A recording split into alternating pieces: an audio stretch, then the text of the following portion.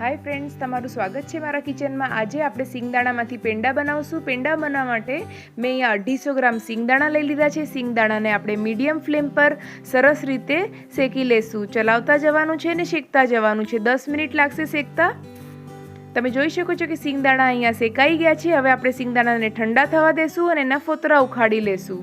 फोतरा उखड़ी जाय एटले आपणे एना मिक्सरमां दरदरो पाउडर बनावी नाखवानो छे। તમે જોઈ શકો છો સરસ પાવડર બનીને તૈયાર થઈ ગયો છે। અહીંયા હવે આપણે ચાસણી બનાવી લેશું। ચાસણી બનાવવા માટે અહીંયા મેં અડધો કપ સાકર લીધી છે અને અડધો કપ પાણી લીધું છે। બે ઇક્વલ પ્રપોર્શનમાં આપણે લેવાનું છે।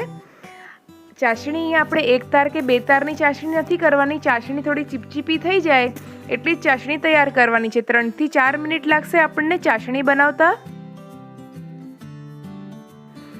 અને ચાસણીમાં આપણે અડધી ચમચી ઇલાયચીનો પાવડર નાખી દઈશું। થોડોક ફ્લેવર આવે સરસ એટલે। ચાસણી બનીને તૈયાર થઈ ગઈ છે। હવે આપણે એમાં સિંગદાણાનો ભૂક્કો નાખી દઈશું ને સરસ રીતે મિક્સ કરી લઈશું। અને મિશ્રણ જ્યાં સુધી વાસણથી છૂટું પડે ત્યાં સુધી આપણે એને ચડાવી દેવાનું છે।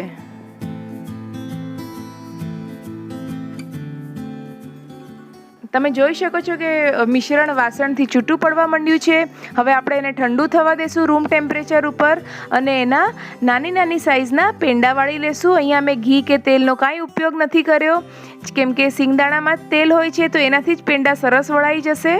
પેંડા સરસ બનીને તૈયાર થઈ ગયા છે। અહીંયા મેં એને પિસ્તાથી ગાર્નિશ કરી લીધા છે।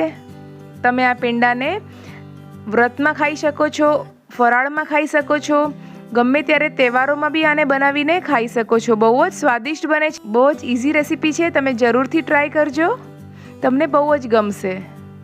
Thank you friends for watching my video.